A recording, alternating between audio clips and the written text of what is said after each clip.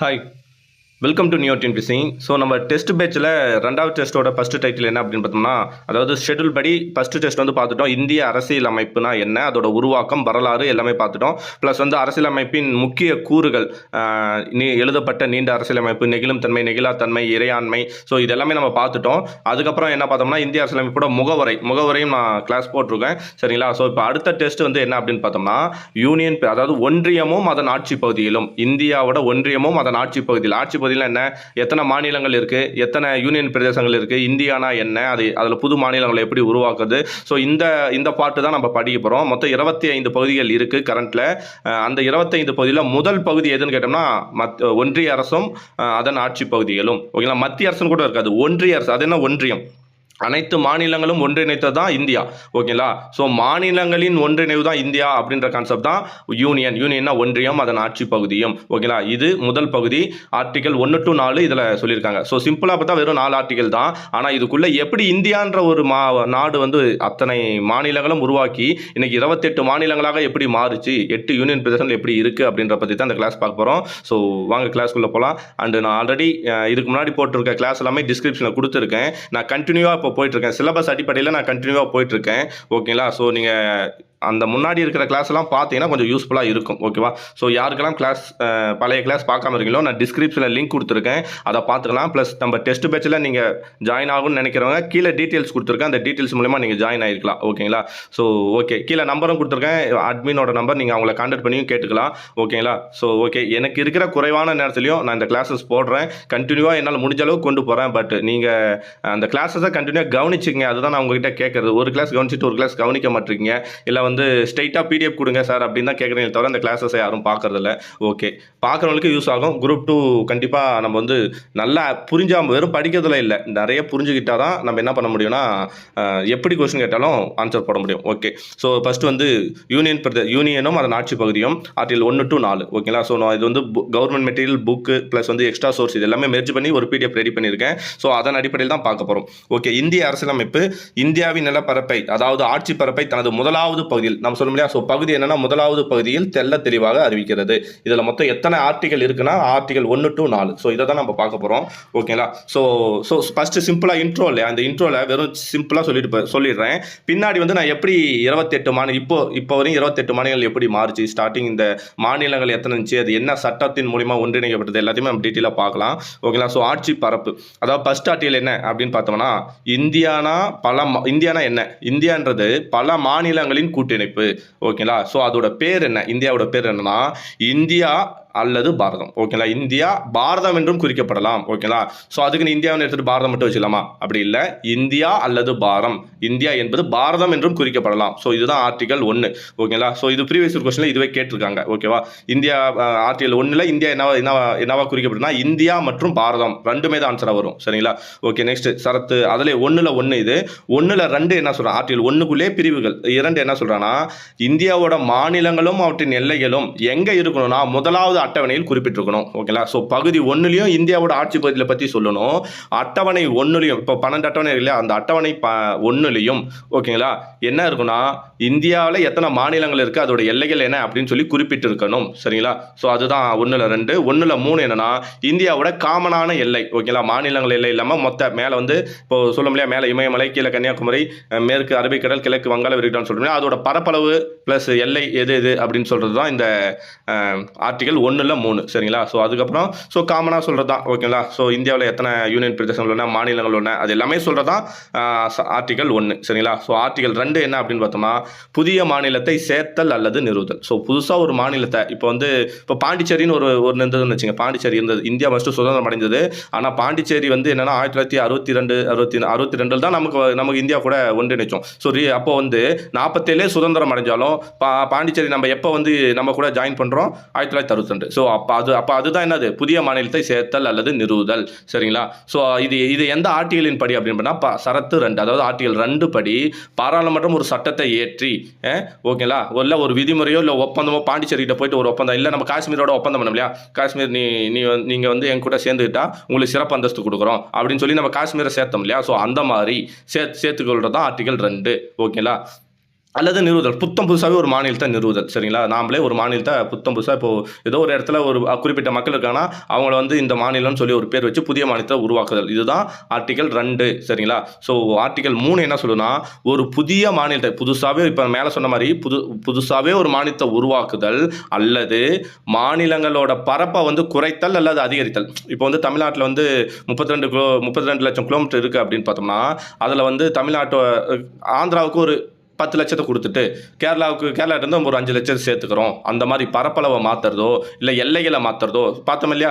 மாப்போசி சொன்னார் இல்லையா, சித்தூர் குன்றம் போனால் என்ன, மாலவன் குன்றம் போனால் என்ன, வேலவன் குன்றம் வந்துச்சு அப்படின்னு சொல்கிறல, திருப்பதி போனால் என்ன, நமக்கு திருத்தணி வந்துடுச்சு அப்படின்றாரு இல்லையா. ஸோ அந்த மாதிரி எல்லைகளில் வந்து பிரிக்கிறது, சேர்த்துக்கிறது, அப்புறம் பெயர்களை மாற்றுதல். ஓகேங்களா. ஸோ நிறைய இப்போ பார்த்துருப்போம் இல்லையா. அவங்க இப்போ ஒடிசான்றது ஒரிசான்னு மாற்றுறதோ, ஓகேங்களா, மைசூருன்றதை கர்நாடகான்னு மாற்றுறதோ, இல்லை மദ്രാஸ்ன்றதை தமிழ்நாடுன்னு மாற்றணும் இல்லையா. ஸோ இதெல்லாம் எந்த ஆர்டிகல் படி, ஆர்டிகல் 3 படி தான். சரிங்களா, பேரை மாற்றிக்கிறது. ஓகேவா. ஸோ இதுதான் அந்த கான்செப்ட். இந்த 3 வந்து எப்படியெல்லாம் ஏற்றலாம் அப்படின்னு சொல்லி சில டீட்டெயில் கொடுத்துருக்காங்க. சட்டத்தின் வாயிலாக தான் பாரம்பரிய ஒரு சட்டம் ஏற்றினா அந்த சட்டத்தின் வாயிலாக ஒரு மாநிலத்தின் எல்லையை பிரிப்பதாலோ அல்லது 2 அல்லது அவற்றுக்கு மேற்பட்ட மாநிலங்கள் அல்லது மாநிலங்களின் பகுதிகளை இணைப்பதாலோ.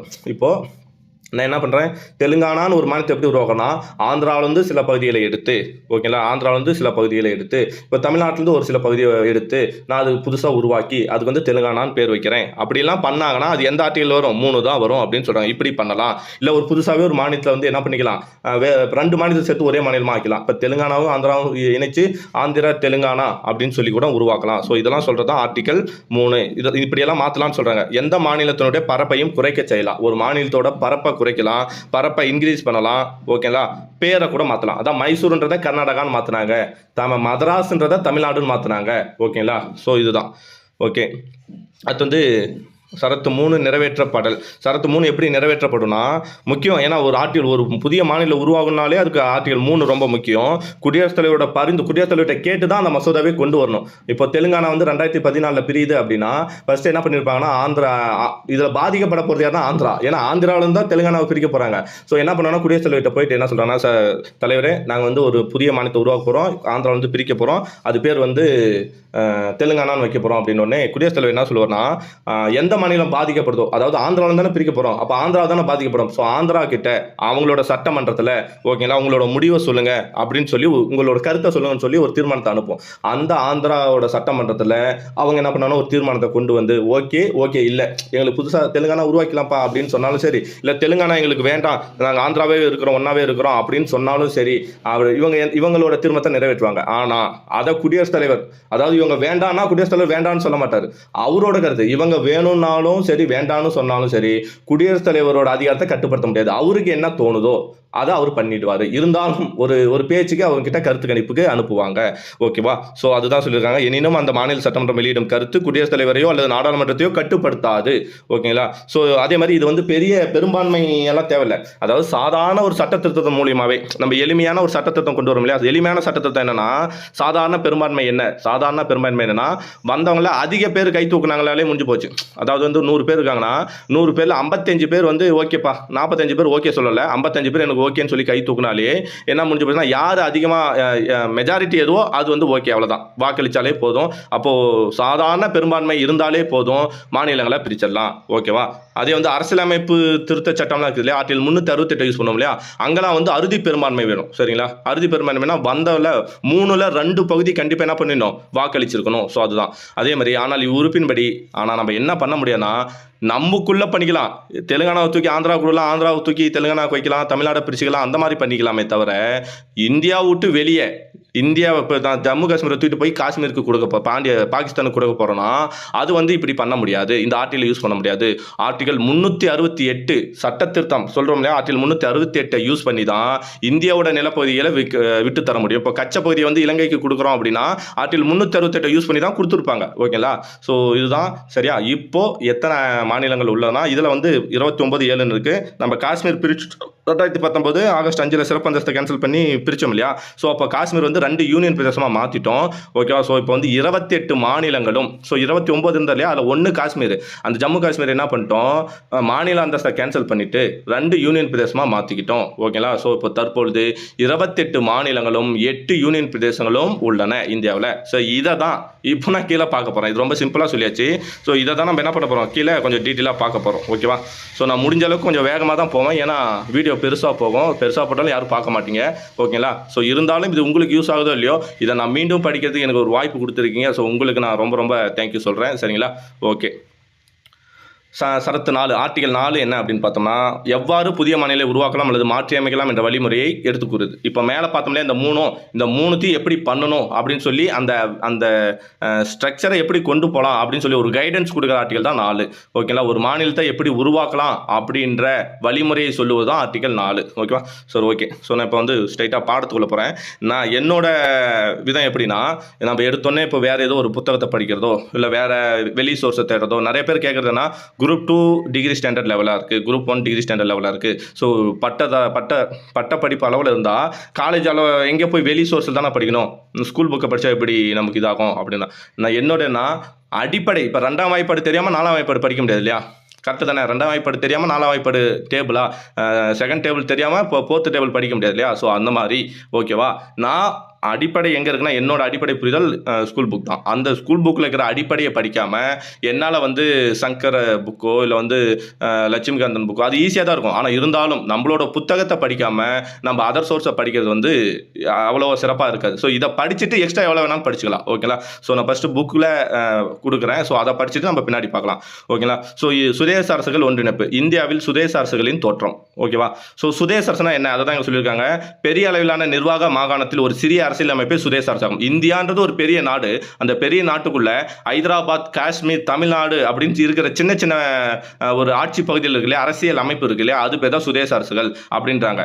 அது பெரும் முடியாட்சியில் நேரடியாக அல்லது துணை கூட்டமைப்பாக ஆட்சி செய்வதும், அது ஒரு முடியாட்சியாகவும் இருக்கலாம். இப்போ வந்து பாஞ்சாலங்குறிச்சின்ற ஒரு பகுதி இருக்குன்னா, அது வீரபாண்டிய கட்டபொம்மன் பகுதியில் ஒரு சுதேச அரசா இருக்கலாம். ஓகேங்களா. இல்லைன்னா கூட்டமைப்பு பகுதியாக இருக்கலாம். 2-3 பேர் சேர்ந்து அந்த பகுதி ஆட்சி செய்யலாம். ஓகேங்களா. ஸோ நான் முக்கியமாக மட்டும் சொல்ல போகிறேன். இந்திய சிறிய நிர்வாக பகுதியில் அரசியல், கலாச்சார, மொழி மற்றும் பூகோள அமைப்பு அடிப்படையில் அமைந்திருக்கும். கிபி 200 மத்திய ஆசிய பகுதியிலிருந்து, எப்போ கிபி 200 மத்திய ஆசிய பகுதியிலிருந்து இந்திய துணைக்கண்டத்திற்கு புலம்பெயர்ந்து வந்த ராஜபுத்திரர்களால் சுதேச அரசுகள் தொடங்குது. ஸோ இந்த சுதேச அரசுன்ற கான்செப்ட் எப்போ தொடங்குதுன்னா, கிபி 200ஆம் ஆண்டு. ஓகேங்களா. கிபி 200ஆம் ஆண்டு எங்கிருந்து வந்தவங்கன்னா மத்திய ஆசிய பகுதி, ஆசியா. ஓகே. ஆசியாவை இமேஜின் பண்ணிங்க. அந்த ஆசியாவில் வந்து நம்ம வந்து தென்கிழக்கு சைடு இருக்கும். மத்திய சென்டர் ஆசியாவில் வந்து ஒரு கூட்டம் வருது. அந்த கூட்டம் தான் ராஜபுத்திரர்கள். அந்த ராஜபுத்திரர்கள் தான் ஒரு குழுவாக இணைத்து கொண்டு தன்னை சுதேச அரசுகள்ன்ற வார்த்தையை முதல்ல என்ன பண்றாங்க, பயன்படுத்துறாங்க. சுதேச அரசுகளை தொடங்குறாங்க. அப்ப இந்தியாவில் சுதேச அரசுகளை தொடங்கியவர்கள் யார் என்று கேட்டால் ராஜபுத்திரர்கள். இதுதான் கொஸ்டின்.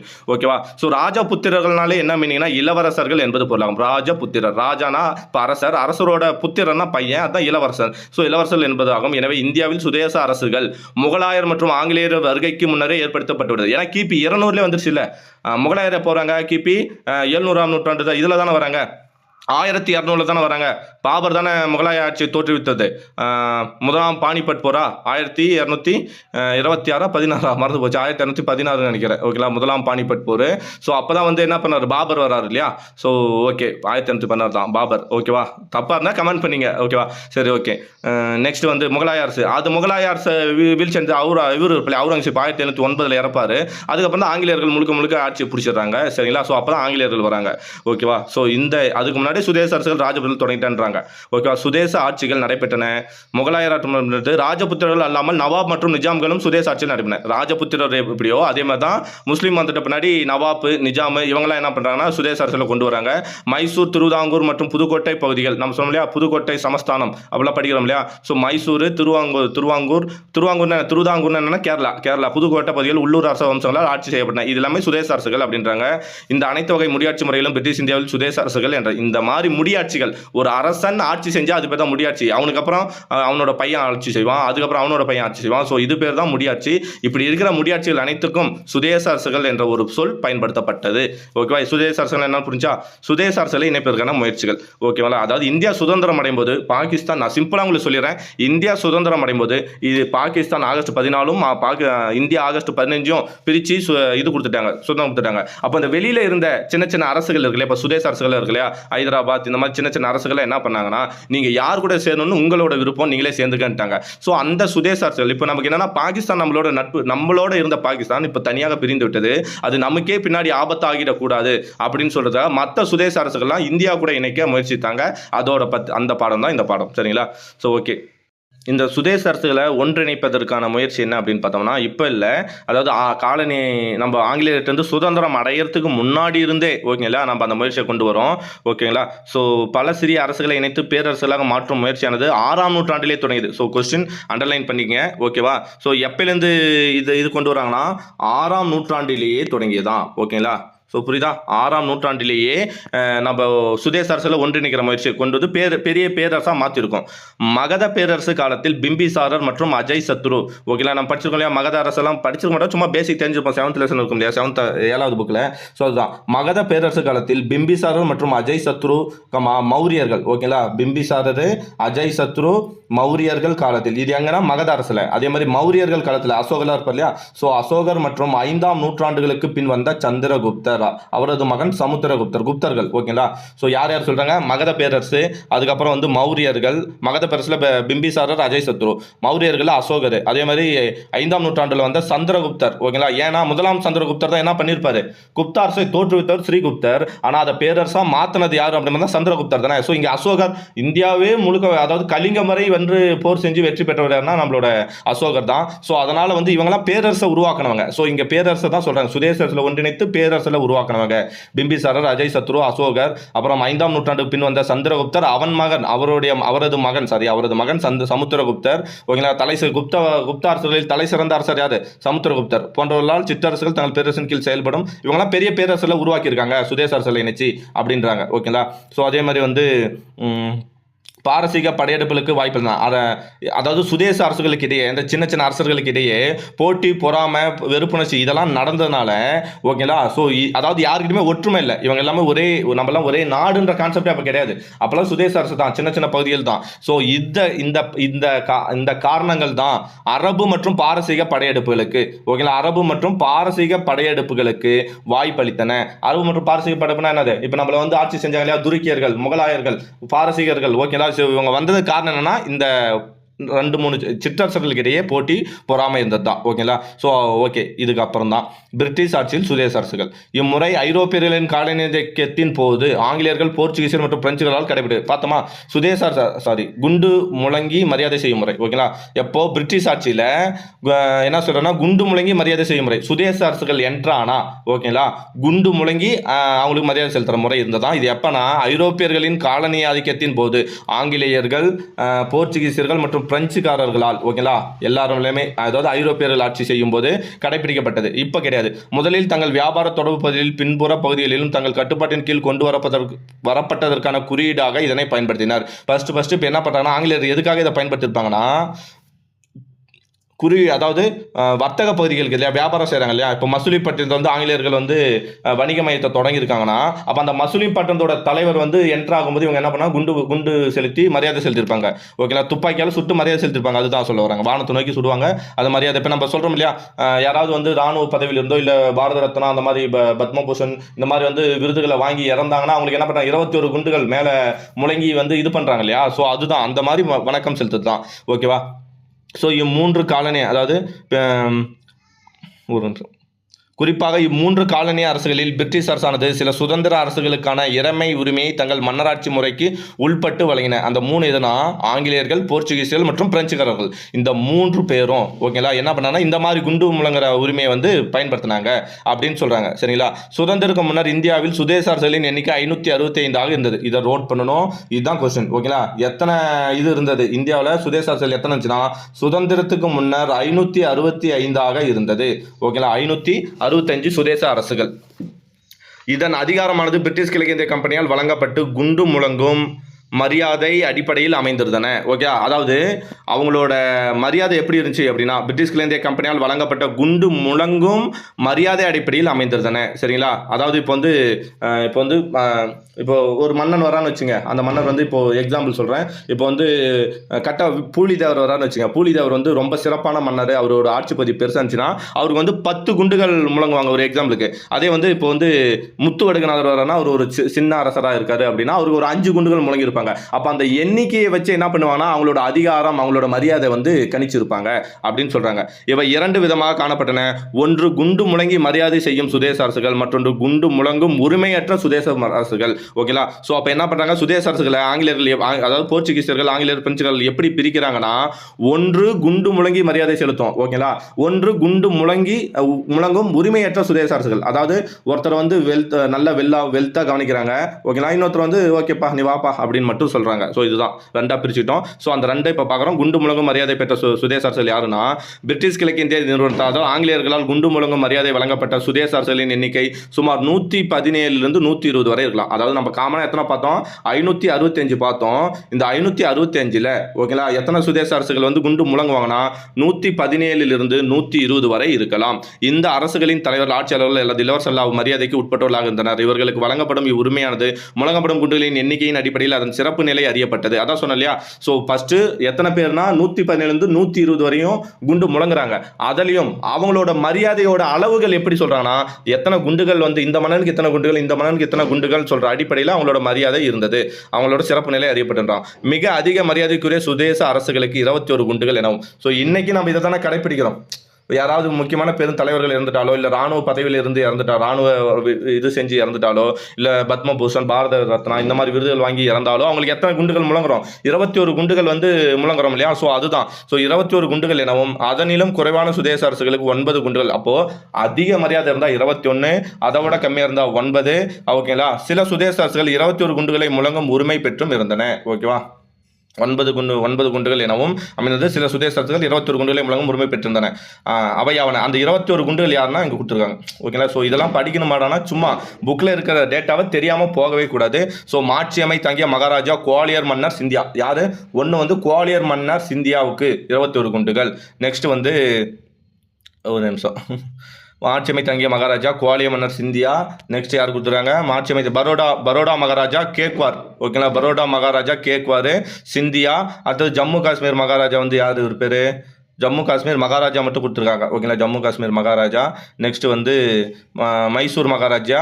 அப்புறம் வந்து ஹைதராபாத் மற்றும் பிரார் நிஜாம்கள். ஓகேங்களா? ஸோ யார் யார்?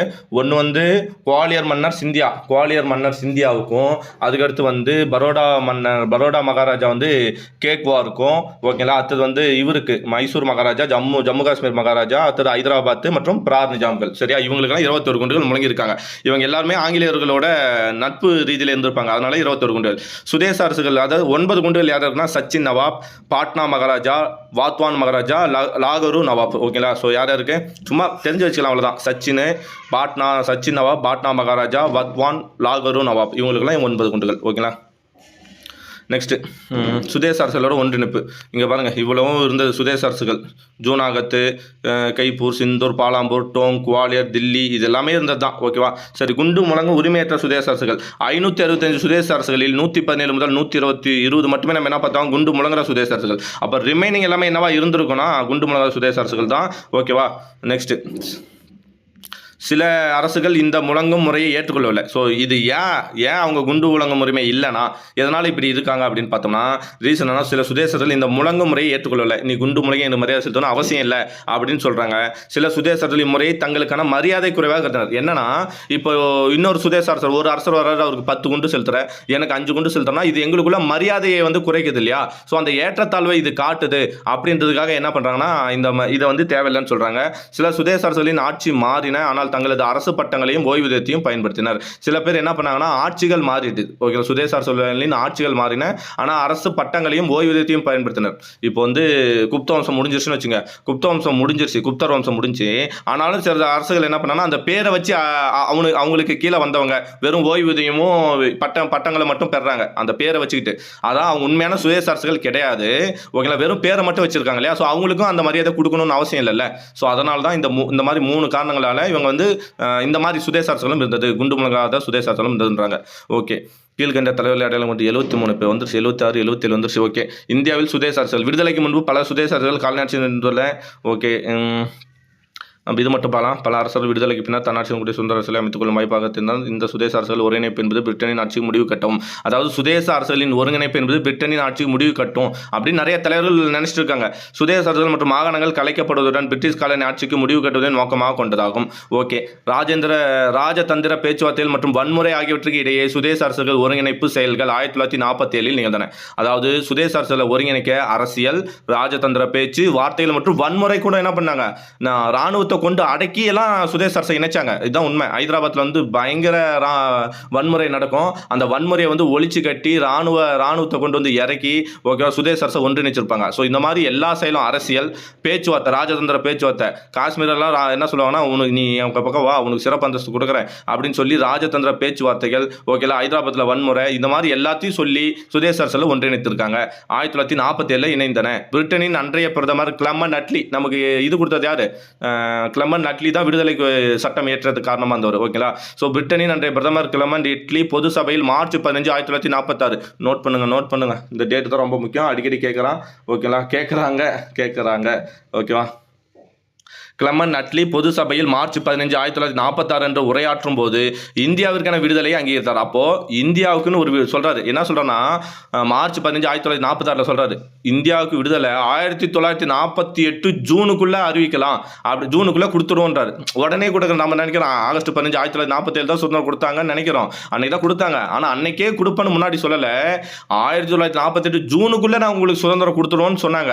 ஏதோ நம்ம இவருக்கிறாலே மவுண்ட் பேட்டன் அவரோட திட்டத்தின் அடிப்படையில் சீக்கிரமா வந்து சேர்ந்துருச்சு சரிங்களா. சரி, மார்ச் 15 1946 அன்று உரையாற்றும் போது எந்த டேட்ல, மார்ச் 15 1946 இந்தியாவிற்கான விடுதலை அங்கீகரித்தார். அப்போது விடுதலை போராட்டம் அதில் உயிர் தியாகம் செய்தோரையும் நினைவு கொண்டார் ஓகேங்களா. அப்போ எல்லாருமே அவரே சொல்றாரு, ஒரு வேற ஒரு இங்கிலாந்து பிரதமராக இருந்தாலும் இந்தியா பத்தி பேசுறாரு. மேலும் புதிய இந்தியாவில் அதன் பன்முக பண்பாட்டு பாரம்பரியத்தை கட்டி காப்பதில் ஏற்பட்டுள்ள சவால்களை குறிப்பிட்டு பேசுறார். இங்கதான் ஓகே, நான் இந்தியாவுக்கு சுதந்திரம் கொடுத்துறேன்ப்பா இந்தியாவில், ஆனால் இந்தியாவில் என்ன ஒரு டிராபேக்னா இந்தியாவில் பன்முகத்தன்மை இருக்கு, பல சாதிகள், பல மதங்கள், பல மொழிகள் இருக்கு ஓகேங்களா. இதை எல்லாம் எப்படி ஒரே நீங்க என்ன பண்ணி இந்தியான்ற ஒரு கான்செப்ட்ல கொண்டு வந்து எப்படி அவங்கள ஆட்சி செய்வீங்க, இது மிகப்பெரிய பிரச்சனை இல்லையா அப்படின்னு கேள்வி கேட்கிறாரு. அந்த கேள்விதான், இந்தியா பல இனங்கள், மதங்கள் மற்றும் மொழிகள் கொண்ட நாடு என்பதையும் அதனால் உருவாகும் பல்வேறு பிரச்சனைகள் குறித்து நன்கு அறிவேன். ஆனால் இத்தகைய தடைகளை இந்தியர்களே எதிர்கொண்டு வெற்றி பெற வேண்டும். அவ்வளோ பிரச்சனை வந்தாலும் நீங்களே அதை என்ன பண்ணணும், சால்வ் பண்ணி கரெக்டாக ஆட்சி செய்யணும் அப்படின்றது.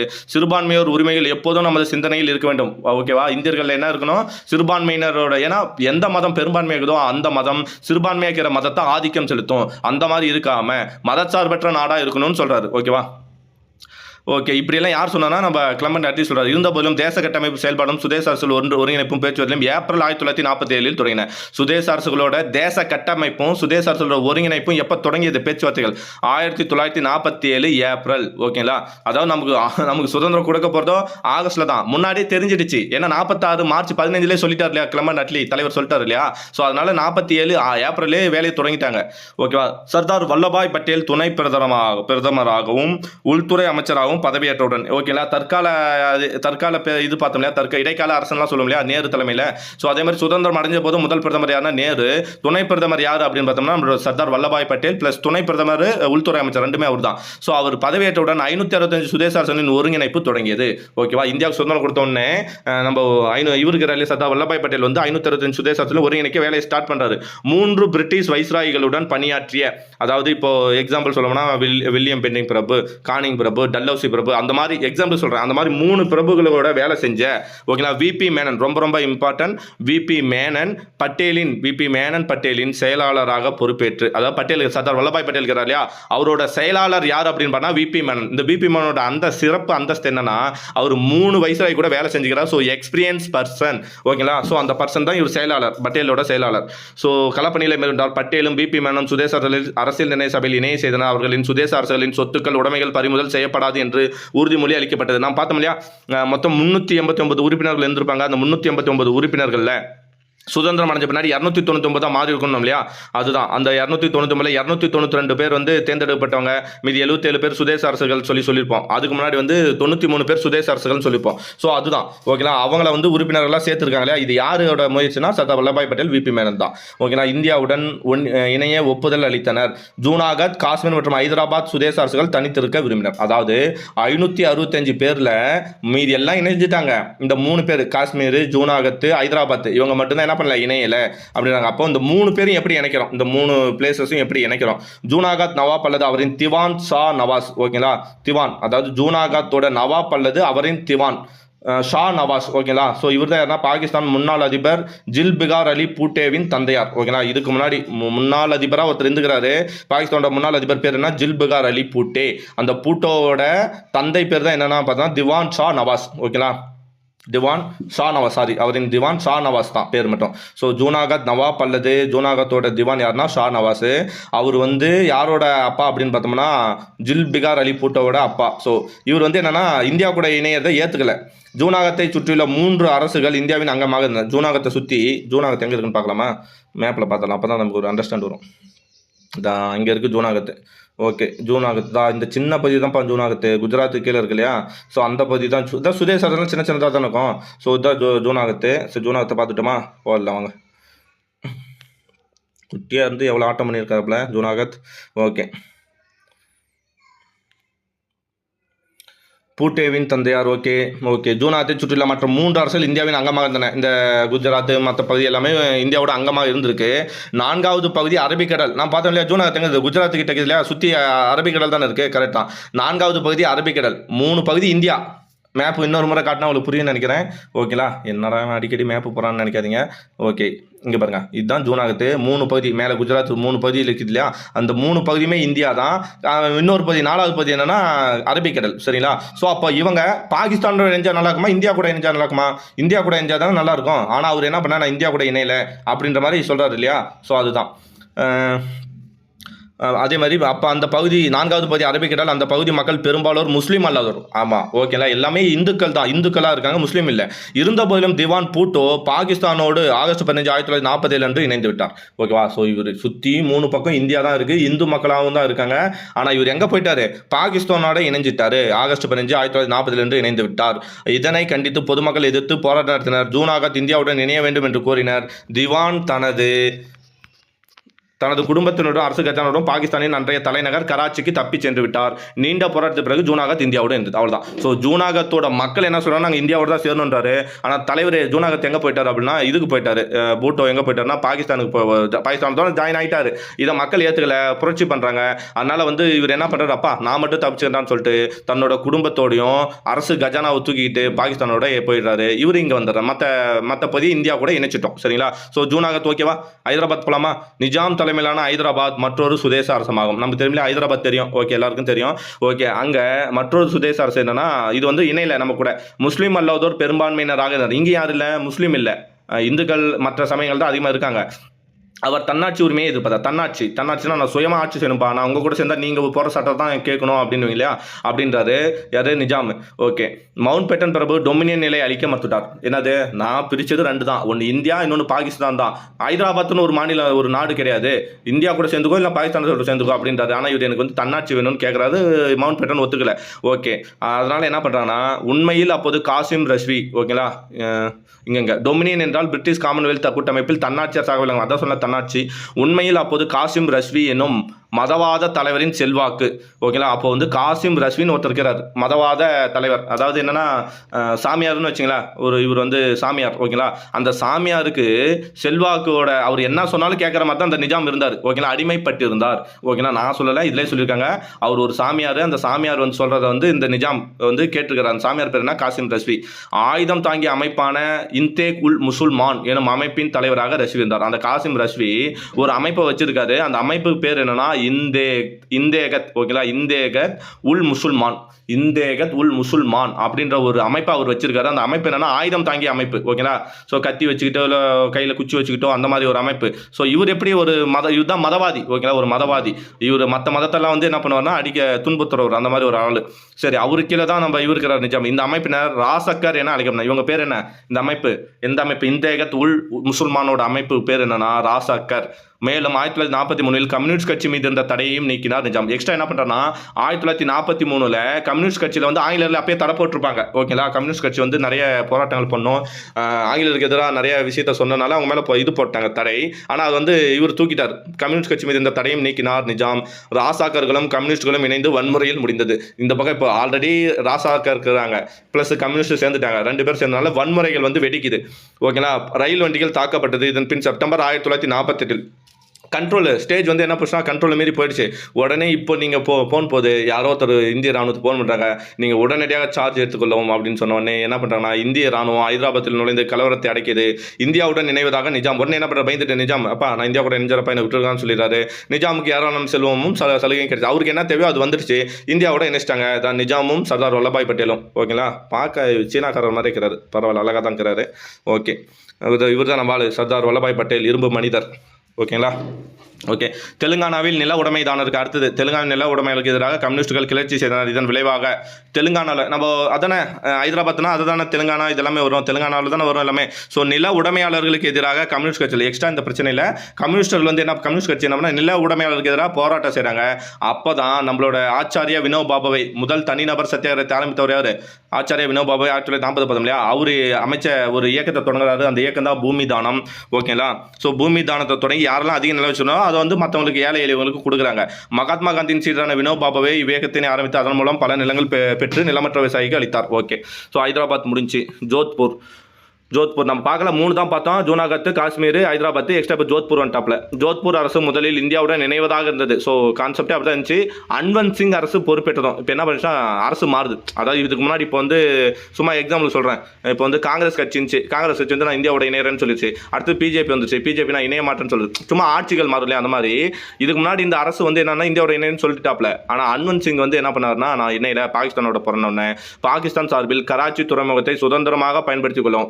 பாகிஸ்தான் சார்பில் என்ன பண்ணுறாங்க, ஜோத்பூருக்கு வந்து சலுகைகள் கொடுக்குறாங்க. 2 பேர் இழுக்கிறாங்க, எப்பா நீ எங்கிட்ட வா, எங்கிட்ட 2 சாக்லேட் இருக்குது, அந்த பக்கம் எங்கிட்ட 3 சாக்லேட் இருக்குதுன்னு சொல்லுவோம் இல்லையா, அந்த மாதிரி கராச்சி துறைமுகத்தை நீ யூஸ் பண்ணிக்கலாம். ஆயுதங்களை உற்பத்தி செய்து கொள்ளவும் மற்றும் ஆயுதங்களை இறக்குமதி செய்து கொள்ளவும் அன்வந்த் சிங்கு உரிமை. நீ வந்து என்ன பண்ணிக்கலாம், ஆயுதங்களை உற்பத்தி செஞ்சுக்கலாம், ப்ளஸ் வந்து ஏற்றுமதி செஞ்சுக்கலாம் அப்படிலாம் சொல்கிறாங்க. யார் இதெல்லாம் சொன்னது யாருன்னா, நமது முகமது அலி ஜின்னா அறிவித்தார். ஓகேவா, ஏன்னா பாகிஸ்தான் முதல் குடியரசுத் தலைவர் அவர் தானே, முகமது அலி ஜின்னா தானே வருவார். ஓகே, சரி நெக்ஸ்ட்டு எங்கடா போச்சு, வழங்குதான் முகமது அலி ஜின்னா அறிவித்தார். இதனை அறிந்த பட்டேல் மகாராஜா அன்வந்த் சிங், நம்பாலு சும்மா விடுவாரா, ஐயோ அவர் அவ்வளோ சலுகை கொடுக்குறா, நம்ம அதோட அதிக சலுகை கொடுக்கணும்னு சொல்லிட்டு மகாராஜா அன்வந்த் சிங்கிற்கு சிறப்பு சலுகைகள் வழங்குவதாக கூறினார். அச்சலுகையின்படி ஆயுதங்கள் இறக்குமதி செய்யக்கொள்ளும், அதுக்கு அவர் என்ன சொன்னாரோ அதே மாற்றி ஆயுதங்களை இறக்குமதி செய்து கொள்ளவும். ஜோத்பூர் கத்திவார் இடையில், ஜோத்பூருக்கும் கத்திவார் இடையே, ஓகேங்களா, ஜோத்பூருக்கும் கத்திவாருக்கு இடையில் என்ன பண்ணிக்கலாம், ரயில் போக்குவரத்து அமைத்துக் கொள்ளவும். பஞ்சா காலங்களில் தமது விவசாயிகளுக்கு உணவு தானியங்களை விநியோகித்துக் கொள்ளவும். நீங்கள் என்ன பண்ணலாம், எங்ககிட்ட இருந்தே விவசாயிகளுக்கு உணவு தானியங்கள் எடுத்துக்கலான்ற உரிமை வழங்குவதாக அறிவித்தார். மேலும் இந்துக்களை பெரும்பான்மையாக கொண்ட ஜோத்பூர் இங்கே தான். ஓகேங்களா, இங்கே எது மெஜாரிட்டியாக அன்றைக்கி ரோல் பண்ணியிருக்குன்னா மதம் தான். ஓகேங்களா, முஸ்லீம்ஸ் மோஸ்ட்லி பாகிஸ்தான் போயிட்டாங்க, இந்துக்கள் மோஸ்ட்லி இந்தியா கூட இணைஞ்சிட்டாங்க. ஓகேங்களா, பாகிஸ்தானில் இணைந்தால் மத கலவரம் ஏற்படும் என்ற அச்சத்தின் காரணமாக இந்தியாவுடன் இணைய சம்மதித்தது. ஓகேங்களா, ஜோத்பூர் ஹைதராபாத்தின் நிஜாம் படை பாருங்க, நம்ம பார்த்தோம் இல்லையா, என்ன கலவரம் செஞ்ச அந்த படை தான். ஓகேங்களா, ஓகே, ஜோத்பூர் அப்படியே கடைசியாக இணைஞ்சிட்டாங்க. ரொம்ப பெரிய பிரச்சனை இல்லை, சிறப்பு சலுகை கொடுத்தனால இணைஞ்சிட்டாங்க. காஷ்மீர் சுதந்திரத்துக்கு பின்பு இந்து மகாராஜா ஹரிசிங் ஆட்சி செய்த காஷ்மீர் மட்டுமே சுதேச அரசாக இருந்தது. சுதந்திரத்துக்கு முன்னாடியே மற்ற எல்லாமே இணைஞ்சிட்டாங்க. 1947 மற்ற எல்லாரும் இணைஞ்சிட்டாங்க. ஆனால் நம்ம ஹைதராபாத் 1948 போர் மூலியமாக இணைஞ்சிட்டாங்க. சரி, காஷ்மீர் மட்டும்தான் சுதந்திரம் ஆகியும் இணையலை. சரிங்களா, ஏன்னா காஷ்மீர் வந்து நல்லா கவனிங்க, காஷ்மீரில் மக்கள் யார் அப்படின்னு பார்த்தோம்னா மக்கள் முஸ்லீமு, மன்னன் இந்து. ஓகேங்களா? ஸோ அந்த மன்னன் பேர் தான் ஹரிசிங். காஷ்மீரில் பெரும்பான்மையாக முஸ்லீம் மக்கள் இருந்ததால் அப்பகுதி தங்கள் நாட்டோடு இணைந்துவிடும் என்று பாகிஸ்தான் வந்து நினச்சி, எல்லாமே முஸ்லீமாக தான் இருக்கிறாங்க, நம்மளோட இணைஞ்சிடுவாங்க. இருந்தாலும் ஓகேங்களா, ஆகஸ்ட் 15, 1940 என்று மகாராஜா ஹரிசிங்கினால் முன்மொழியப்பட்ட நிரந்தர ஒப்பந்தம், ஒரு ஒப்பந்தம் போடுற சுதந்திரம் அடைஞ்ச போது ஓகேங்களா, அது என்ன, பாகிஸ்தானின் மக்கள் குடியேறவும் பொருட்களை கொண்டு செல்லவும் அனுமதித்தது. அந்த ஒப்பந்தத்தின் மூலமா பாகிஸ்தான் என்ன பண்ணுதுன்னா, இந்த மாதிரி மக்கள் வந்துட்டு போகிறதுக்கும் அதே மாதிரி பொருட்களை கொண்டு செல்லவும் அனுமதித்தது. இதனை இந்தியா கண்டித்த போதும் பாகிஸ்தான் அலட்சியம் செய்தது. காஷ்மீர் விவகாரம் தொடர்பாக பாகிஸ்தான் தொடர்ந்து அத்துமீறியது. ஓகேங்களா, அதாவது என்ன பண்ண, முன்பிட்ட நிரந்தர ஒப்பந்தம் பாகிஸ்தானின் மக்கள் குடியேறவும் பொருட்களை கொண்டு செல்லவும் அனுமதித்தது. ஏன்னா பாகிஸ்தானுக்கும் இந்தியாவுக்கும் ஒரு நடுவில் இருக்கிற ஒரு பகுதியாக என்ன பண்ணா காஷ்மீர் ஆயிடுச்சு. ஓகேங்களா, ஸோ இந்தியாவில் இருக்கிறவங்க பாகிஸ்தான் போனால் காஷ்மீர் வழியாக தான் போயாகணும். அதுதான் சொல்கிறாங்க. இந்த என்ன பண்ணாங்கன்னா, அந்த ஒப்பந்தம் என்ன சொல்லுன்னா, காஷ்மீர் வழியா இந்துக்கள் முஸ்லீம்கள் போயிட்டு பாகிஸ்தானில் குடியேறிக்கலாம், பொருட்களை கொண்டு செல்லலாம்னு சொல்கிறாங்க. அப்படிதான் ஒப்பந்தம் போட்டாங்களே தவிர பாகிஸ்தான் என்ன பண்ணா, படிப்படியாக காஷ்மீரை ஆக்கிரமிப்பு செய்ய ஆரம்பிக்குது. இதை இந்தியா வந்து என்ன பண்ணுதுன்னா எதுக்குது, எப்பா உனக்கு பொருட்களை கொண்டு போறதும் மக்கள் வரத்துக்கு போறதுக்கு தான் அலோவ் பண்ணாங்களே தவிர நீ வந்து இடத்த ஆக்கிரமிக்கிறது சரியில்லைன்னு சொல்லுது. ஓகே, இதனால அப்பப்போ என்ன வருது, இவங்க பதற்றமான சூழல் உருவானது. தலைவர் மவுண்ட் பேட்டன் பிரபு பாருங்க எப்படி இருக்கிறார், சூப்பராக இருக்கிறார். மகாராஜா ஹரிசிங் இந்தியாவிடம் ராணுவ உதவி நடந்தார். உடனே தலைவர் என்ன பண்ணுறாரு, இங்கே வந்துட்டார். இந்தியா எப்போ பாகிஸ்தான் அத்துமீறான், இந்தியா நீங்கள் தான் எனக்கு ஹெல்ப் பண்ணணும்னு கேட்குறாரு. இதனை அறிந்த மவுண்ட் பேட்டன் பிரபு பன்னாட்டு சட்டங்களின்படி இந்திய ராணுவத்தை அனுப்புவதற்கு இந்தியாவும் காஷ்மீர் மகாராஜாவும் பாதுகாப்பு வந்ததை மேற்கொள்ள. அதாவது இப்போ மவுண்ட் பேட்டன் வந்து ஹெல்ப் கேட்குறாரு. ஏன்னா பாகிஸ்தான் வந்து என்ன பண்ணுது, என் நாட்டுக்குள்ளே வருது, பாகிஸ்தானை வந்து நீங்கள் வந்து என்ன பண்ணுங்க தட்டி கேளுன்னு கேட்குது. அப்போ மவுண்ட் பேட்டன் சொல்கிறாரு, ஒரு பன்னாட்டு ஒப்பந்தம் ஒன்று இருக்குப்பா தம்பி, நீ வந்து என்ன சொல்கிற, டேரெக்டாக வந்து எங்களை பாகிஸ்தான் கேட்க முடியாது. ஏன்னா நான் வந்து காஷ்மீரை தானே தொந்தரவு பண்ணுறேன், இந்தியா நீயா குறுக்க வரேன்னு கேட்பாங்க. இதுவே நீயும் இந்தியா, அதாவது காஷ்மீரும் இந்தியாவும் ஒரு ஒப்பந்தம் போட்டுங்க. என்ன ஒப்பந்தம்னா, நான் வந்து இந்தியா கூட இணைகிறேன், இல்லை வந்து இந்தியா வந்து என்னை வந்து இந்தியாவுக்கு ஏதோ ஒன்று பண்ணிக்கோ. ஓகே, ரெண்டு பேரும் ஒப்பந்தம் போட்டுக்கோ. ஓகே, அந்த ஒப்பந்தம் போட்டால் இப்போ வந்து என்ன பண்ணலாம், சார்பாக இந்தியா போய் பாகிஸ்தானை கேட்கும் இல்லையா அப்படின்னு சொல்லி அவருக்கு அறிவுறுத்துறாரு. புரியுதா நான் என்ன சொல்கிறேன்ட்டு, டேரெக்டாக போய் கேட்க முடியாது. ஓகேவா, ஆனால் நீ ரெண்டு பேரும் ஒப்பந்தம் போட்டுக்கிட்டா இந்தியா உங்க சார்பாக போய் கேட்க முடியும். ஓகேவா, அதுதான் இப்போது ஒரு டீமில் வந்து ரெண்டு டீமுக்கு பிரச்சனை நடக்குன்னா, டீம்லேயே இல்லாத ஒருத்தன் வந்து கத்தனா அந்த டீம் கேட்குமா, கேட்காது இல்லையா. ஸோ அது மாதிரி தான். ஓகே, ஸோ காஷ்மீர் மகாராஜாவும் பாதுகாப்பு ஒப்பந்தத்தை மேற்கொள்ள வேண்டும் என குறிப்பிட்டார். இதன்படி 1954 டேட்டை நோட் பண்ணிங்க, 1954 அக்டோபர் 26ஆம் நாள் ஓகேங்களா ஹரிசிங் உடன்படிக்கை மேற்கொண்டார். எப்போ 1954 அக்டோபர் 26ஆம் நாள் ஹரிசிங் உடன்படிக்கை மேற்கொண்டார். அதற்கு மறுநாள் அக்டோபர் 24 இந்தியா ராணுவம் காஷ்மீருக்கு அனுப்பப்பட்டு அங்கே அமைதி ஏற்படுத்தப்பட்டது. அவ்வளோதான் ஒப்பந்தம். 1954 அக்டோபர் 26 ஒப்பந்தம் போடுறாங்க. ஒப்பந்தம் போட்டு அடுத்த நாளே என்ன பண்ணா, இந்தியா தன்னோட படையை அனுப்பி அங்கே இருக்கிற பிரச்சனையை வந்து சால்வ் பண்ணிடுச்சு. நம்ம இவரும் இந்தியா கூட இணைஞ்சிட்டாங்க. சரிங்களா, ஸோ கிட்டத்தட்ட 1954 அக்டோபர் 27 நோட் பண்ணிங்க, டேட் நோட் பண்ணிங்க. ஆனால் இன்னொரு இடத்துல வந்து ஜனவரி 26 1957 நினைக்கிறேன். ஸோ ஓகேங்களா, டேட் அப்போ தான் காஷ்மீர் இணைன்னு நினைக்கிறேன். பார்க்கலாம், நான் வேறு இடத்துல எங்கேயோ படித்த மாதிரி இருந்துச்சு.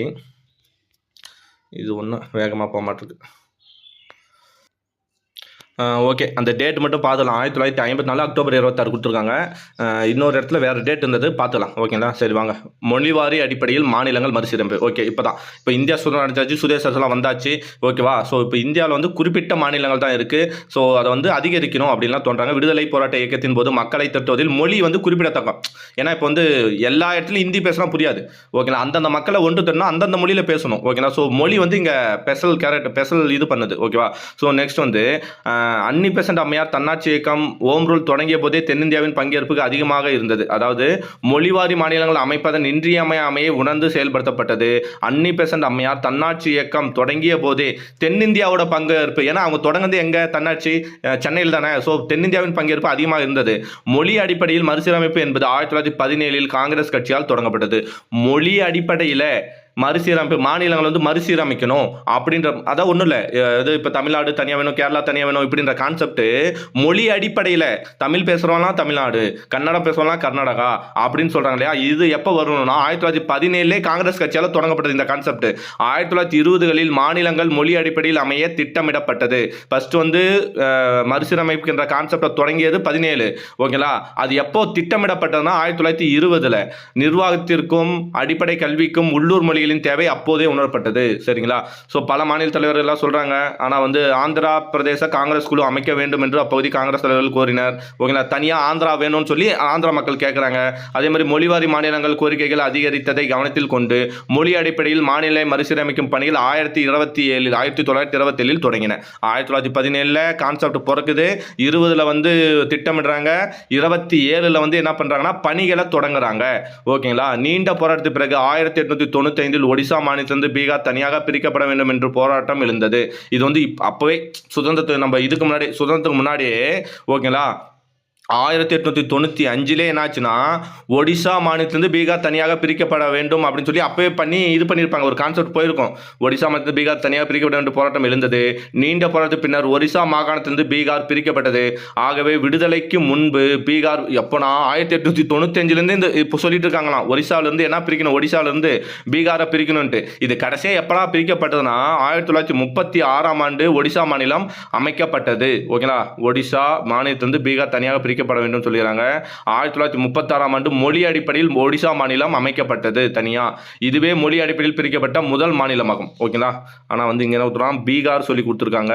இங்கே என்ன ஊற்றுறான்னா ஒடிசா சொல்லியிருக்காங்க. பீகார் தனியாக பிரிக்க ஒடிசா மாநிலத்திலிருந்து பீகார் தனியாக பிரிக்கணும்னு சொல்லி கடைசியாக ஒடிசாவை மட்டும் தனி ஒரு மாநிலமாக பிரிச்சிருக்காங்க. அது எப்போனா 1936 மொழிவாரி அடிப்படையில் தான். ஒடிசா மொழி பேசுறவங்க ஒடிசா அப்படின்னு சொல்லி பிரிச்சிருக்காங்க 1936. அப்போ கேள்வி என்னன்னா, சுதந்திரத்துக்கு முன்னரே ஓகேங்களா முதலில் பிரிக்கப்பட்ட மொழிவாரி மாநிலம் எதுனா ஒடிசா. சுதந்திரத்துக்கு பின்னாடி பிரிக்கப்பட்ட முதல் மொழிவாரி மாநிலம் எதுன்னு கேட்டதான் ஆந்திரா 1953 வரும். ஓகேங்களா? இதுவே மொழி அடிப்படையில் பிரிக்கப்பட்ட முதல் மாநிலமாகும். லோக்மான்யா திலகர், அன்னி பெசன்ட் மற்றும் மகாத்மா காந்தி ஆகியோர் மொழிவாரி அடிப்படை மாநிலங்களுக்கு ஆதரவளித்தாங்க. இவங்க 3 பேருமே அன்னி பெசன்ட், மகாத்மா காந்தி, திலகர் 3 பேருமே கூட ஓகேப்பா மொழிவாரி மாநிலம் ஓகேன்னு தான் சொல்றாங்க. ஸோ விடுதலை போது ஓகேங்களா இந்தியா விடுதலை அடைய போது நிறைய மத பிரச்சனைகள் வந்து உருவாக்கிடுமோ அப்படின்ற ஒரு பயம் இருந்தது.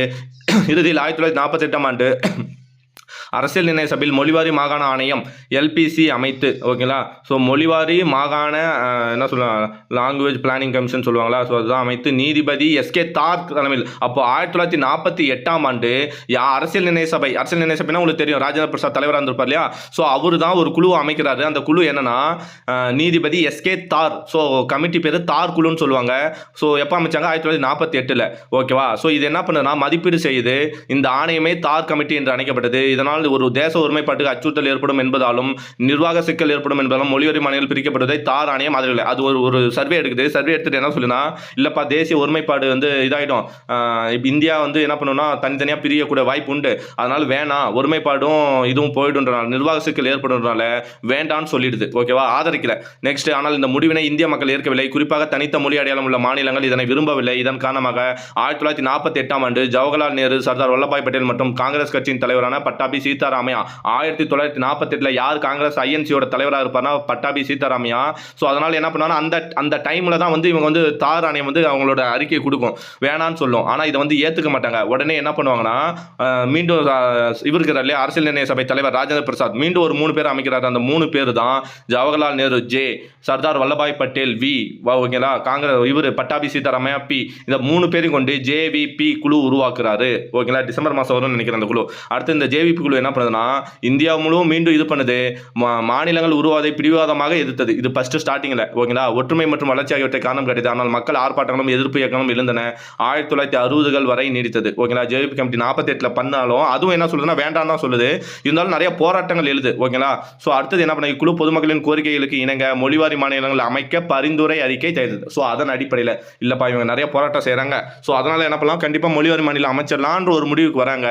முதல் மொழிவாரி மாநிலம் ஓகேங்களா. ஸோ இதுக்கப்புறம் ஜேவிபி குழு கருத்து இன்னொரு மாநிலம் வருமே, இன்னொரு கமிட்டி வரும். அந்த கமிட்டி இதில் இல்லை. ஓகேங்களா. ஸோ அந்த கமிட்டி என்ன அப்படின்னு பார்த்தோம்னா கமிட்டி பேர் வந்து குன்ஸ்ரு இவங்களாம் இருப்பாங்களே, எஸ்கே தாரு, ஜேவிபி குழு. ஸோ ஓகே, அது இன்னொரு கமிட்டி வந்து இவர் கமிட்டி வரும், பசல் அலி, கேஎம் பணிக்கர், HS குன்ரு, இவங்க 3 பேர். அது பின்னாடி வரும், பார்த்துக்கலாம். ஓகேங்களா. ஸோ ஜேவிபி குழு வந்து ஓகே பண்ணலான்னு சொல்லி அறிக்கை கொடுக்குது. அடுத்து வந்து முதல் மொழிவாரி மாநிலம், அதுக்குள்ள சுதந்திர இந்தியாவில் முதல் மொழிவாரி மாநிலமாக ஆந்திர பிரதேசம். சுதந்திர இந்தியாவில் நோட் பண்ணணும், சுதந்திரத்துக்கு முன்னாடியே 1936 யார் வந்துட்டாப்ல, பீகார் வந்துட்டார் தனி மாநிலமாக. ஒடிசா வந்துருச்சு தனி மாநிலமாக.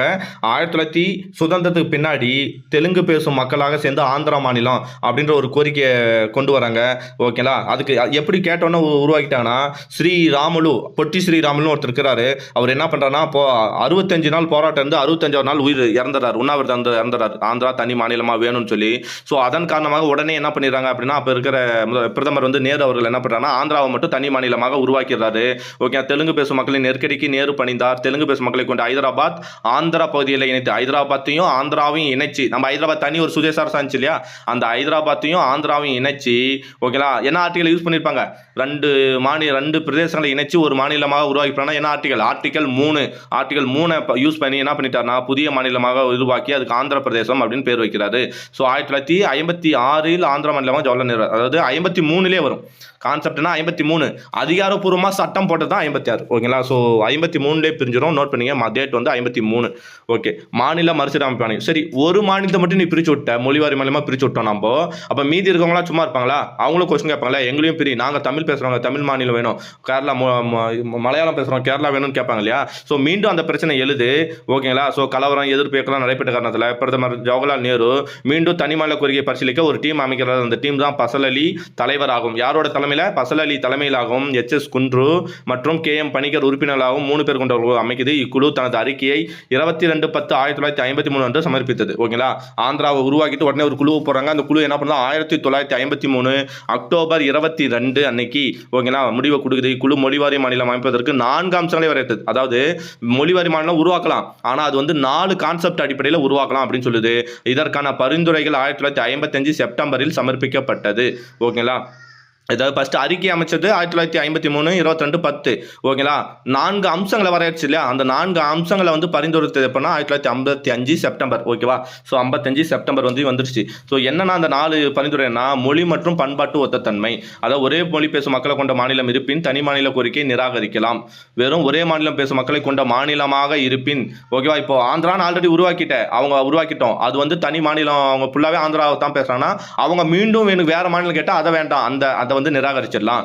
ஓகேங்களா, என்ன சொல்றேன்னு புரியுதுங்களா? இப்போ கேரளா கர்நாடகான்ற ஒரு மாநிலம், கர்நாடகா அங்கே ஃபுல்லாக கன்னட பேசுறவங்களே இருக்காங்கன்னா அந்த மாநிலத்தை புது மாநிலமாக உருவாக்க தேவையில்ல, அது கர்நாடகா அந்த மாநிலத்தை வந்து என்ன தனியாக இன்னொரு மாநிலமாக பிரிங்கன்னா அந்த கோரிக்கை நிராகரிச்சலாம் சொல்லுது. மேலும் பல மாநிலங்களில் ஒரே மொழி பேசும் சமூகம் காணப்படுது. உதாரணத்துக்கு பல வட இந்தியாவில் மாநிலங்கள் இந்தி மொழி பேசப்படுகின்றது. இப்போ வட இந்தியாவில் ஃபுல்லாக ஹிந்தி பேசப்படுது. அப்போ எப்படி அவங்கள வந்து மொழி வாரியாக பிரிக்க முடியும்? இப்போ உத்தரப்பிரதேசில் ஹிந்தி தான் பேசுறாங்க, மகாராஷ்டிராவிலும் ஹிந்தி தான் பேசுறாங்கன்னா ரெண்டுத்தையும் எப்படி ஹிந்தி பேசும் மாநிலமாக பிரிக்க முடியும்? அப்போ அந்த ஒரு பாயிண்டை மட்டும் எடுத்துக்கூடாது, மொழியை மட்டும் எடுத்துக்கூடாதுன்றாரு.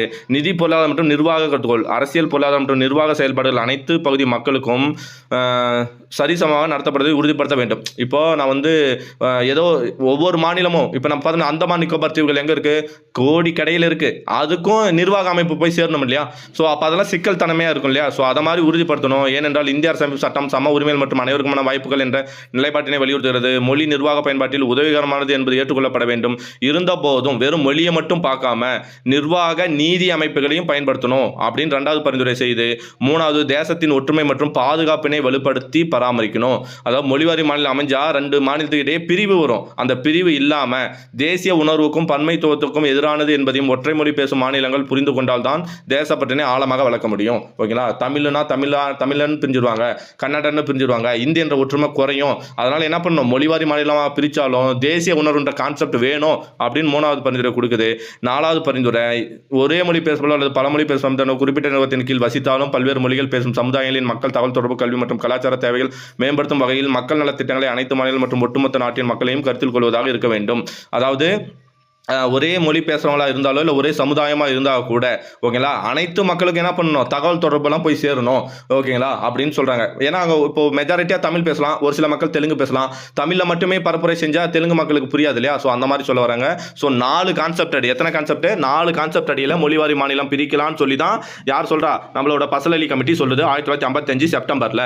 ஓகேங்களா, ஸோ இப்போ உடனே மாநில மறுசீரமைப்பு ஆணையம், இறுதியாக இந்த ஆணையம் 16 மாநிலம் மட்டும் இவங்க என்ன சொல்கிறாங்க, கடைசியாக என்ன சொல்கிற, இந்த 4 கான்செப்டை சொல்லி கடைசியாக இந்தியாவில் வந்து 16 மாநிலங்களாக பிரிக்கலாம். இந்தியாவை எப்படி பிரிக்கலாம், எக்ஸ்ட்ரா 16 மாநிலங்கள் மற்றும் 3 ஒன்றிய ஆளுகைக்கு உட்பட்ட மாநிலங்களை மறுசீரமைப்பு செய்ய பரிந்துரைத்தது. அதாவது யூனியன் பிரதேசம், ஒன்றிய ஆளுகைக்கு உட்பட்ட மாநிலம்னா யூனியன் பிரதேசம், மொத்தம் 16 மாநிலங்கள் 3 யூனியன் பிரதேசங்கள் உருவாக்கலாம்னு சொல்லி பசல் அலி கமிட்டி சொல்லுது. மத்திய அரசாங்கம் சொன்னதை அப்படியே சொன்னால் மத்திய அரசாங்கத்துக்கு என்ன மரியாதை, உடனே என்ன பண்ணா அதில் ஒரு சேஞ்சஸை பண்ணி ஓகேங்களா 1956 மாநில மறுசீரமைப்பு சட்டத்தை ஏற்றுது. அப்படியே ஏற்றுக்காமல் ஒரு சில திருத்தத்தை கொண்டு வந்து பண்ணுது. அது என்னன்னா 16 மாநிலம்னு சொன்னதை 14 மாநிலங்களாகவும் 3 யூனியன் பிரதேசன்றதை 6 யூனியன் பிரதேசமாகவும் மாற்றி ஓகேங்களா நவம்பர் 1 1956 அன்னைக்கு சட்டத்தை போட்டு நடைமுறைப்படுத்தப்படுது. அப்போ மொழிவாரி மாநில மறுசீரமைப்பு சட்டம் எப்பொழுது இயற்றப்பட்ட 1956 நவம்பர் 1 நடைமுறைப்படுத்தப்பட்டதும் அப்போதான் ஓகேங்களா. ஸோ அந்த மாநிலங்கள் என்ன அப்படின்னு பார்த்தோன்னா ஆந்திரா பிரதேசம். நீங்கள் வந்து எப்படி இதை ஞாபகம் வச்சுக்கலாம் 14 எப்படி ஞாபகம் வச்சுக்கலாம்னா நான் ஈஸியாக சொல்கிறேன் பாருங்க. ஏபிசிடி உங்களுக்கு தெரியும் இல்லையா, அந்த ஏ லெட்டரில் இப்போ உருவானது விட்டுருங்க. ஏ லெட்டரில் என்னென்ன வரும், ஏ பார் ஆந்திரா அசாம் 2 தானே ஏல வரும், அருணாச்சல பிரதேசம் வரும். ஆனால் அது வந்து பின்னாடி தான் உருவாகி இருக்கு. ஸோ அன்னைக்கு ஆந்திர பிரதேசம் அசாம், அடுத்த பியில் பீகார் ஓகேங்களா, பியில் பம்பாய். அன்னைக்கு மும்பை கிடையாது, அன்னைக்கு பம்பாய் தான், பீகார் பம்பாய். அப்புறம் சிடி சென்னைலாம் கிடையாது, அன்னைக்கு சென்னையில் மதராஸ் தான் உண்டு. ஸோ சிடிஇஎஃப் அதில் எதுவுமே கிடையாது. ஜே பார் ஜம்மு காஷ்மீர் ஓகேங்களா, எல்லில் எதுவுமே கிடையாது. கே பார் கேரளா, எம் பார் மத்திய பிரதேசம், மதராஸ் சென்னை அடிச்சிடுங்க, மதராஸ்ன்னு போட்டுங்க, அப்போ தான் உங்களுக்கு கரெக்டாக வரும். எம் ஞாபகம் வச்சு ஈஸியாக இருக்கும். மத்திய பிரதேசம் மதராஸ், அடுத்து வந்து எம்மில் வேற என்ன இருக்குது, மைசூர் கர்நாடகா. நீ பேர் என்ன, மைசூர். இதெல்லாம் எம் தானே.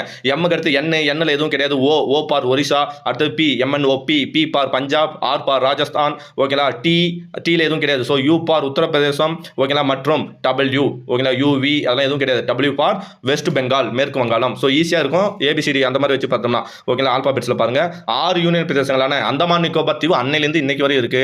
அதே மாதிரி தில்லி வந்து என்னது, அதுவும் யூனியன் பிரதேசம் தானே, டெல்லி மாநிலம் கிடையாது இல்லையா. ஸோ டில்லி, இமாச்சல பிரதேசம், லட்சத்தீவு. இமாச்சல பிரதேசம் நீ மாநிலமாக மாறிடுச்சு. இமாச்சல பிரதேசம், லட்சத்தீவு, மினிக்காய் தீவு, அந்திமிதி தீவுகள், இதெல்லாம் ஒரே தீவு. லட்சத்தீவு, மினிக்காய் தீவு, அந்திமிதி தீவுகள், அமிந்திவி தீவுகள், மணிப்பூர் மற்றும் திரிபுரா. மணிப்பூர் மற்றும் திரிபுராவும் அன்னைக்கு இதாக இருந்தது. ஸோ எது 6 யூனியன் பிரதேசம், அந்தமான் நிக்கோபார் தீவுகள், தில்லி, அது வந்து மணிப்பூர், திரிபுரா. நெக்ஸ்ட் வந்து வேற என்ன பார்த்தோம், இமாச்சல பிரதேசம், லட்சத்தீவு, மினிக்காய் தீவு, அமிந்தி தீவுகள் ஓகேங்களா. ஸோ இதெல்லாமே வந்து என்னவா இருந்தது, இதாக இருந்தது ஓகேங்களா. மணிப்பூர் மற்றும் திரிபுரா 2 யூனியன் பிரதேசம். சரி, ஸோ இப்போ ஓகே அதுக்கப்புறம் ஓகேங்களா இதெல்லாம் எப்படி இன்னைக்கு பார்த்தோம்னா மேலும் மாநிலங்கள் உருவான இன்னைக்கு எத்தனை இருக்குது, 28 மாநிலம் இருக்கு இல்லையா. இது எப்படி உருவாச்சு பேசிக்காக ஓகேங்களா. ஸோ ரொம்ப டீப்பாக இல்லை, புக்லேயே கொடுத்துருக்காங்க. குரூப் 2 லெவல்னா நம்ம கண்டிப்பாக +2 லெவலில் நம்ம தெரிஞ்சு வச்சுக்கணும். 1956 பிறகு மாநிலங்கள் மீண்டும் மொழிவாரி அடிப்படையில் மட்டும் இல்லாமல் வேறு பல சில அம்சங்களை கொண்டும் உருவாச்சு. அது என்னன்னா 1956 பின்னர் உருவான மாநிலங்களின் பெயர்கள் ஓகேங்களா. டைம் அதிகமாக போதா, கிளாஸ் 2 கிளாஸாக போட்டலாமா. சரி, இதுக்கப்புறம் நம்ம என்ன பண்ணலாம், இது இன்னொரு கிளாஸில் பார்க்கலாம் ஓகேங்களா.